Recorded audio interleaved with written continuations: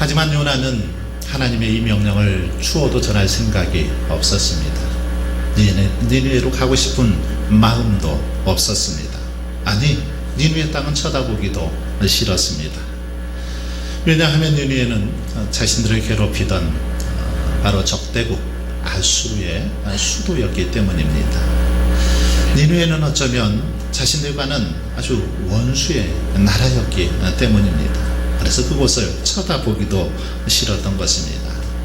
학자들에 의하면 당시 니느웨는 약 60만 명가량의 사람들이 거주하고 있는 그런 성이었다고 합니다. 3일 길을 걸어야 될 정도의 큰 성읍, 그러므로 많은 문명이 그렇게 발달한 그런 도시였습니다. 그 노아의 후손인 니므롯이라는 사람이 건설한 도시, 바로 니느웨입니다.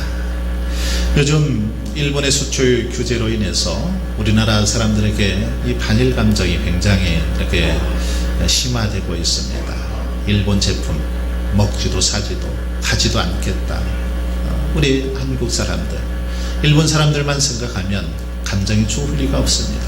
과거부터 지금까지 감정이 별로 좋지 않습니다. 그런데 바로 이스라엘 백성들에게 이 니느웨는 우리나라 사람에게 일본처럼 그런 존재였다라는 것입니다. 그렇기 때문에 이 요나는 니느웨로 가라는 하나님의 명령에 순종할 수가 없었던 것입니다. 그래서 그곳에 가서 복음을 전하라는 명령을 거부합니다. 거부하고 정반대 방향인 다시스로 가는 배를 타게 됩니다. 여러분, 다시스는 어떤 곳입니까? 지중해 서쪽에 있던 굉장히 문명이 발달했던 도시입니다. 각종 금은 보화가 가득했고 상아와 공작, 원숭이, 많은 그런 보물들이 가득한 상업이 발달한 그런 도시였습니다. 다시스는 이스라엘 사람들의 입장에서 보면 사실상 지구의 끝이다라고 그렇게 말할 수 있습니다. 때문에 요나는 할 수만 있으면, 될 수 있으면 니느웨하고는 정 반대 방향에 멀리, 할 수만 있으면 멀리 그렇게 도망치기 위해서 다시스로 가는 배를 탔다라는 것입니다. 가장 멀고 가장 번영한 도시인 다시스로 그렇게 도망치고자 했던 것이 하나님의 명령을 거부하기 위해서입니다. 하지만 요나의 도망길은 그리 오래 가지 못했습니다. 요나가 다시스로 가는 배를 타고 가고 있는데 갑자기 풍랑이 일기 시작합니다. 풍랑이 너무 거세어지니까 이 원인이 어디에 있는지 제비뽑기를 하게 됩니다. 그러자 요나가 걸리게 되죠. 그래서 결국 요나는 바다에, 풍랑이는 바다에 던져지게 되었습니다. 그 순간 어디선가 큰 물고기가 나타나서 그 요나를 삼켜버립니다. 이게 요나서 1장의 내용입니다. 오늘 본문에 보면 이제 이 요나는 물고기 뱃속에서 하나님 앞에 기도하기 시작합니다. 바로 요나의 기도입니다. 이 시간에는 요나가 어떻게 하나님 앞에 기도했는지, 요나의 기도에 대해서 살펴보면서 함께 은혜를 나누고자 합니다. 먼저 요나는 하나님의 명령을 어기고 물고기 뱃속에 그렇게 갇히게 되었는데, 오늘 본문에 보면 이 물고기 뱃속을 그렇게 표현하고 있습니다. 2절에 보시면 스홀의 뱃속이다, 이렇게 표현을 하고 있습니다. 스홀, 몇 번쯤 들어보셨을 겁니다. 성경에 가끔 등장하는 그런 단어이죠. 스홀, 히브리어인데 이 말은 음부, 무덤, 지옥, 이런 의미가 있습니다. 물고기 뱃속에서 얼마나 고생을 했으면, 물고기 뱃속이 얼마나 고통스러웠으면 스홀의 뱃속, 지옥과 같다, 무덤 속과 같다, 이렇게 표현을 하고 있을까요? 요나가 당한 고통이 얼마나 크고 정말 괴로웠는지를 짐작해 볼 수 있는 그런 표현입니다. 사실상 무덤이나 지옥에 갇힌 것처럼 요나는 자신이 죽은 거나 마찬가지로 그렇게 큰 고통을 당하게 되었다라는 것입니다. 여러분, 그렇습니다. 하나님의 명령을 거부하고 하나님을 떠난 자들에게 어쩌면 이런 고통, 이런 아픔이 주어질 수밖에 없다라는 사실을 이 말씀을 통해서 암시해 주고 있습니다. 하나님을 멀리하는 자들, 결국 음부의 고통에 처하게 되더라는 것입니다. 요나는 이런 음부의 고통을 당한 후에 뒤늦게야 이제 자신의 잘못을 깨닫게 됩니다. 그리고 하나님 앞에 기도하기 시작합니다. 2절 말씀을 보십시오. 내가 받는 고난으로 말미암아 여호와께 불러 아뢰었더니, 고난 때문에 요나가 기도하기 시작했다는 것입니다. 그동안은 기도하지 않았는데 고난이 닥치고 나니까 하나님 앞에 기도하기 시작했다는 것입니다. 하나님을 멀리하고 하나님을 피해 다니던 그가 고난이 너무너무 심하니까 너무 고통스러워서 견딜 수 없어서 하나님 앞에 그렇게 기도하기 시작했다는 것입니다. 여러분, 이처럼 고난은 우리를 하나님 앞에 무릎 꿇게 하는 능력이 있는 것 같습니다. 고난 당하면, 괴로운 일이 있으면 그제서야 하나님 앞에 기도하더라는 것입니다. 고난은 비록 힘들고 고통스럽지만 우리가 하나님 앞에 나아가 무릎 꿇게 하는, 더욱 하나님 앞에서 겸손케 하는 그런 능력이 고난 속에 있더라는 것입니다. 요나는 고난 속에서 기도하기 시작하고 있는데 어떻게 기도하고 있습니까?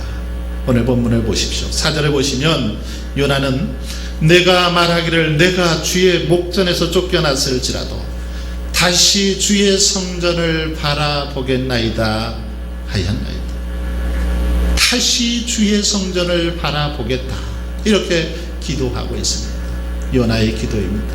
제일 먼저 요나는 고통 속에서, 고난 속에서 내가 다시 주의 성전을 바라보겠습니다, 이렇게 기도 올렸다라는 것입니다. 다시 성전을 바라보겠습니다.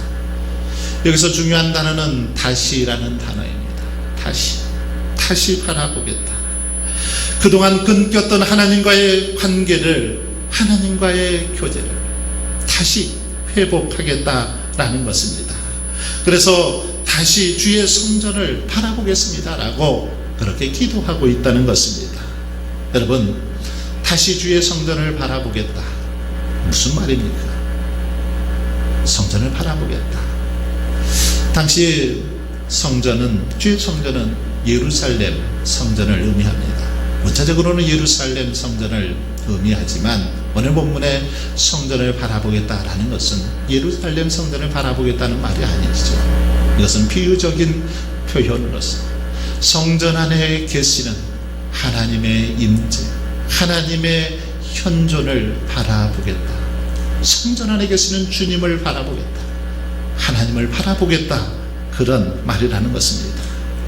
조금 더 이 말씀을 풀어서 설명하면, 하나님, 다시 이제 하나님의 말씀을 펴서 읽겠습니다. 다시 엎드려 기도하겠습니다. 다시 하나님만을 잘 섬기겠습니다. 다시 복음을 증거하겠습니다.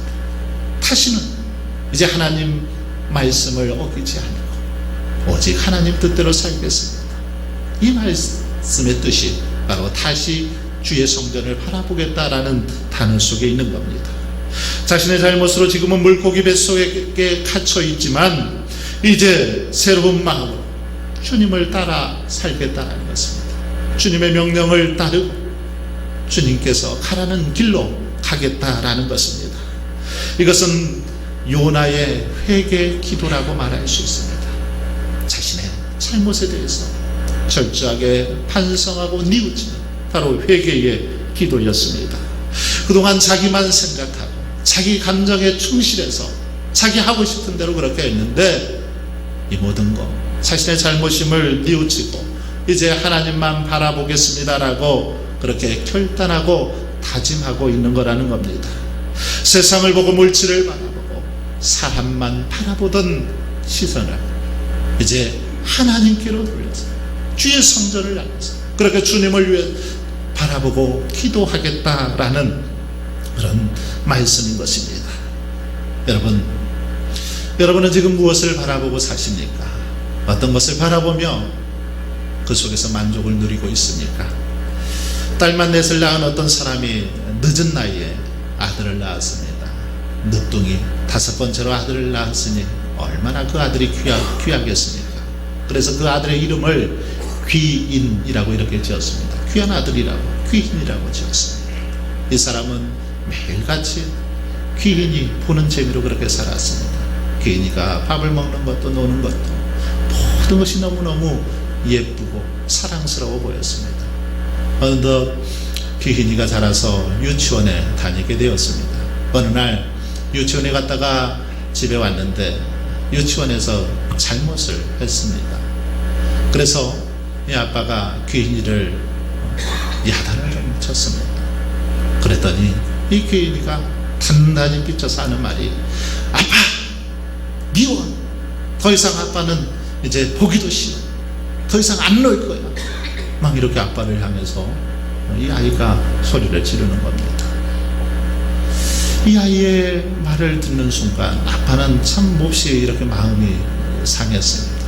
그동안 애지중지해서 키워주고 입혀줬더니 아니 아빠를 향해서 그런 말을 하는구나 생각하면서 깨달음이 왔습니다. 그래, 내가 그동안 자식만 바라보는 재미로 여기까지 살았구나, 내가 아이한테 너무 집착하며 살았구나 깨닫게 되었다는 것입니다. 여러분 혹시 무엇을 바라보고 사십니까? 혹시 자식들 바라보는 재미로, 또 손주들 바라보는 재미로 그렇게 살아가고 있지는 않습니까?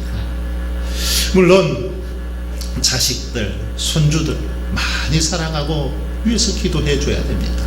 그러나 여러분, 자식들 너무 바라보지 마십시오. 바라봐봤자 그렇게 소용이 없습니다. 부모들 마음 잘 못 알아줍니다.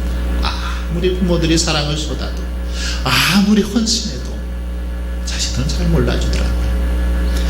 여러분, 우리는 요나가 물고기 뱃속에서 고생을 한 후에 바라보았다. 바로 그 주님을 바라보아야 한다는 것입니다.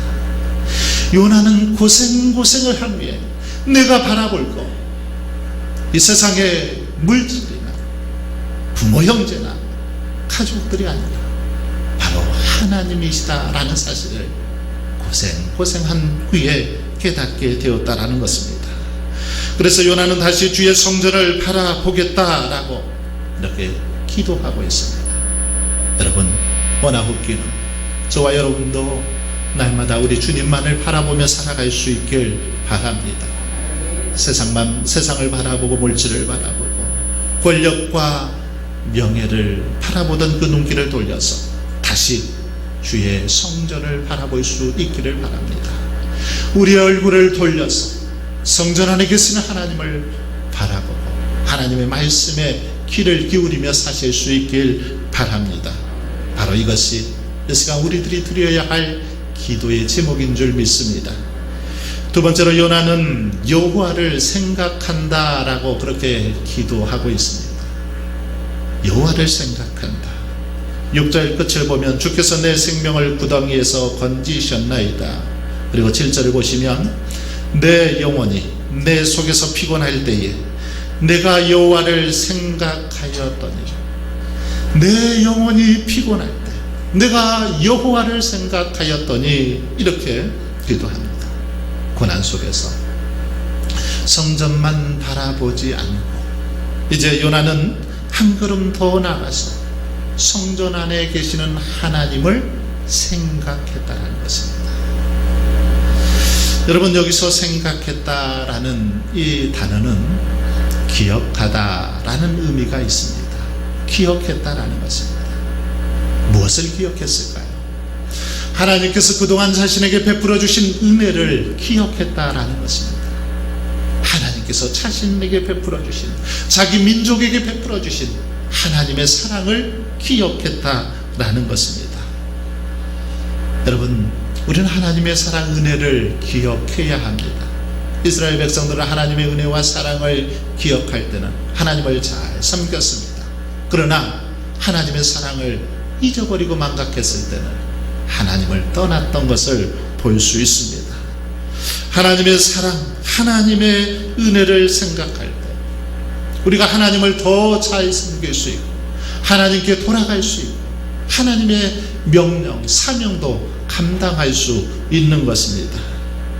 요나는 고난 속에서 하나님의 은혜를 생각하고 지금 이 고난이 자신의 잘못 때문에 일어났음을 깨닫게 되었습니다.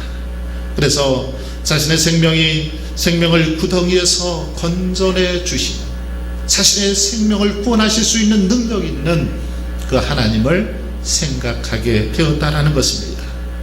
사랑하는 여러분, 여러분은 피곤하고 지칠 때, 힘들 때, 여러분의 인생이 괴로울 때 무엇을 생각하십니까? 어떤 걸 생각하면서 위로를 받으십니까? 동해안의 백사장에 펼쳐진 그 백사장을 바라보면서, 파도 치는 그 백사장을 바라보면서 위로를 삼습니까? 아니면 맛있는 음식을 생각하면서 위로를 삼으십니까? 그렇지 않으면 나를 도와주리라고 기대하는 형제나 친구들, 이웃들을 생각하면서 위로를 받으십니까? 힘들고 어려울 때 나와 함께 해줄 수 있는 친구가 있다는 것, 참 좋은 일입니다. 더욱이 기쁜 일이지요. 그러나 여러분, 내게 꼭 필요할 때 그 친구들이 언제나 우리 가까이에 있어주는 것 쉽지 않습니다. 한계가 있더라는 거죠. 아무리 그들이 가까이 하고 싶어도 여러 가지 상황 때문에 우리 곁을 지켜주지 못할 때가 많이 있더라는 것입니다. 그런 면에서 본다라면 부부도 자식도 어쩌면 남남입니다. 같이 살아가지만 정작 힘이 되어야 할 때 힘이 되지 못하는 경우들이 많이 있습니다. 어린 자식과 아내를 남겨둔 채 그냥 갑작스럽게 떠나버린 남편, 이것이 인생의 모습 아닙니까? 오래도록 같이 하고 싶지만 갑자기 질병으로 인해서 훌쩍 떠나버린 아내, 또 떠나버린 형제들, 이것이 우리 인생살이라는 것입니다. 친구나 부부나 가족들이 결코 우리의 피난처나 도움이 될 수 없다라는 것입니다. 그러므로 우리는 고난 속에서 누구보다 참 소망 되시고 우리의 도움이 되시는 하나님을 생각할 수 있기를 바랍니다. 요나는 고난 속에서 하나님을 생각했습니다. 그리고 그 이유를 9절에서 이렇게 설명하고 있습니다. 구원은 여호와께 속하였나이다. 이것이 하나님을 생각했던 이유입니다. 구원은 여호와께 속하였나이다. 무슨 말입니까? 구원은 내가 하는 일이 아닌 하나님의 주권이라는 말입니다. 요나는 이전에는 내가 구원시킨 줄 알았습니다. 내가 가서 복음을 전하면 니느웨가 구원을 받고 전하지 않으면 멸망받을 줄 알았습니다. 나에게 달려있는 줄 알았다라는 것입니다. 그래서 니느웨 백성을 버리고 도망쳐버린 겁니다.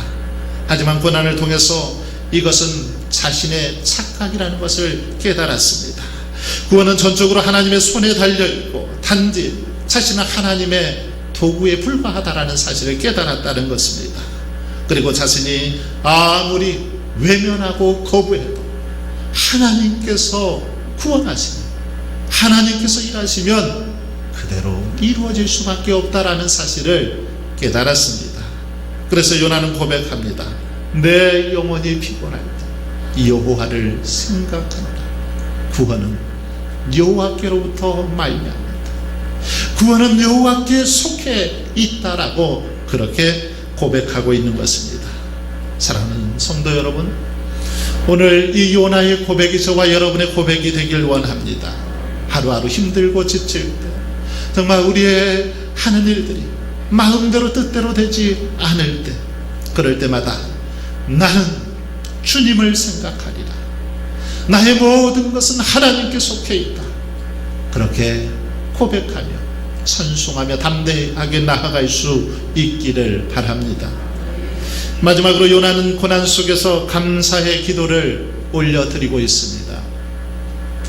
9절을 보십시오. 요나는 나는 감사하는 목소리로 주께 제사를 드리며 이렇게 말씀하고 있습니다. 감사하는 목소리로 주께 제사를 드리며, 니느웨 백성들에게 복음을 전하기 싫어서 도망치던 자가 바로 요나였습니다. 그런데 그런 요나가 물고기 뱃속에서 고생을 하고 나서야 비로소 하나님의 은혜에 감사하게 됩니다. 고생을 하고 보니, 고통을 당하고 보니 감사하게 되더라는 것입니다. 그래서 요나는 하나님 앞에 이제는 소원도 갚겠다라고 그렇게 말하고 있는 걸 볼 수 있습니다. 고난을 통해서 하나님의 은혜가 얼마나 크고 감사한지를 깨달았다는 것입니다. 이전에는 몰랐는데 고난을 당해보니 모든 것이 하나님의 은혜요 축복이더라는 것입니다. 그동안 자신이 일을 잘하고 믿음이 좋아서 능력이 있어서 선지자로 부름을 받고 자신에게 사명을 주신 줄 알았는데 그게 아니더라는 것입니다. 자신이 똑똑하고 능력이 있어서 만사가 형통하고 정말 자신이 건강관리를 잘해서 그렇게 건강한 줄 알았는데, 자신이 일을 잘하고 사업을 잘해서 그렇게 사업이 잘 되는 줄 알았는데 그것이 아니더라는 것입니다. 하나님의 도우심이었다라는 겁니다. 하나님의 은혜였다라는 것입니다. 고난을 겪고 보니 모든 것을 우리 하나님께서 도와주셔서 그렇게 되었다라는 그런 고백입니다. 여러분, 그렇습니다. 고난은 그동안 느끼지 못했던 것을 느끼게 하는 능력이 고난입니다. 그동안 우리가 생각지 못했던 것을 생각하게 하는 게 바로 고난의 힘이더라는 것입니다. 본문 속의 요나도 그랬습니다. 고난을 당하고 보니 목숨만 붙어있는 것도 감사했습니다. 고난을 당하고 보니까 선지자로 불러주신 것만도 너무너무 감사했습니다. 보잘것없는 자신에게 이렇게 귀한 사명 주신 것도 너무 감사했다라는 것입니다.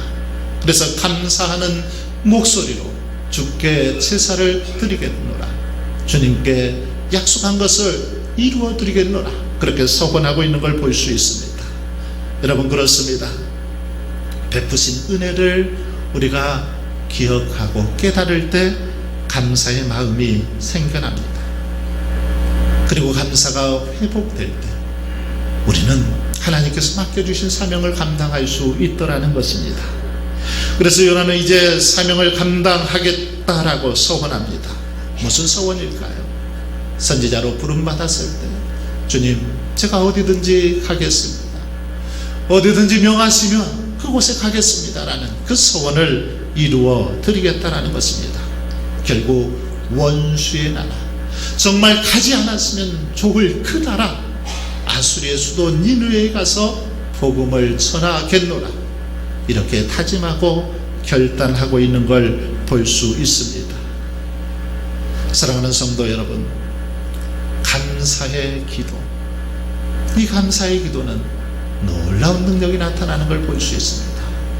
요나가 하나님 앞에서 이렇게 자신의 잘못을 뉘우치고 감사로 하나님께 영광 돌렸을 때 하나님께서는 드디어 요나, 물고기 뱃속에서 요나를 꺼내줍니다. 물고기를 통해서 요나를 토해내게 하셨다라는 것입니다. 바로 감사할 때 나타나는 축복인 것입니다. 하지만 여러분, 우리는 안타깝게도 감사하기를 참 싫어합니다. 수월의 고통을 당하기 전까지는 하나님 앞에 감사하지 못하는 현대판 요나들, 이들이 너무 많다는 것입니다. 고통 당하기 전에, 수월의 뱃속에 들어가기 전에 감사하고 하나님께 찬양하고 영광 돌리면 좋을 것을 꼭 고통을 당해야만 그렇게 하더라는 것입니다. 사업이 어려움을 당하고 가정에 문제가 닥치기 전에는 감사하지 않더라는 것입니다. 재난의 파도가 몰아치기 전까지는 감사하지 않더라는 것입니다. 물고기 뱃속에서 더 이상 숨을 쉴 수 없어서 죽음의 순간이 임박하기 전까지 감사하지 못하더라는 겁니다. 아니, 수월의 뱃속에 있으면서도 여전히 깨닫지 못하고 원망과 불평에 빠져 살아가는 한심한 요나들이 얼마나 많은지 모릅니다.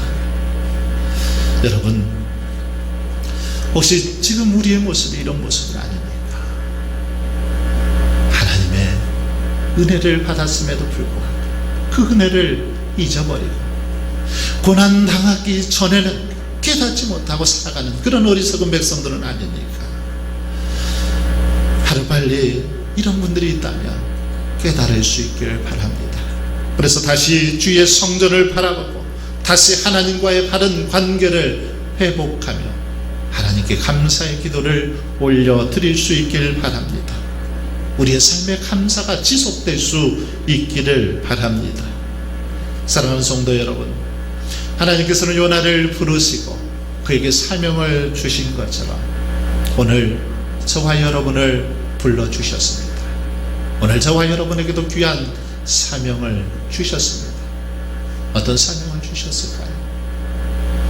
하나님께서 왜 우리를 이 자리에 이곳에 불러주셨을까요? 예, 운주교회 교회로, 운주교회 교인으로 그렇게 살아가도록 또 운주 지역에서 살도록 하셨을까요?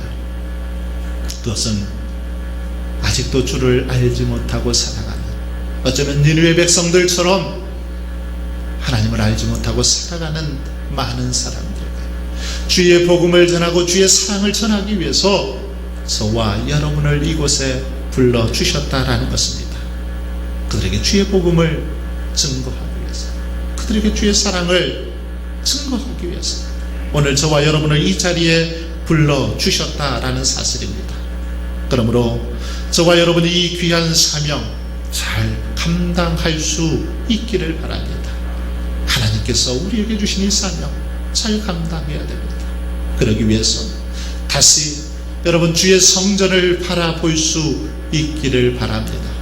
더욱 하나님만을 생각하고 여러분 삶 속에 감사의 기도가, 감사의 찬양이 회복될 수 있기를 바랍니다. 그래서 맡겨주신 사명 잘 감당함으로 여러분의 수고와 헌신을 통하여 죽어가는 영혼들이 살아나고 무너지고 부서진 이 성읍이 다시금 회복되어지는 놀라운 역사가 일어나길 주님의 이름으로 축원합니다. 아버지 하나님, 불순종한 요나의 모습이 다름 아닌 저희들의 모습이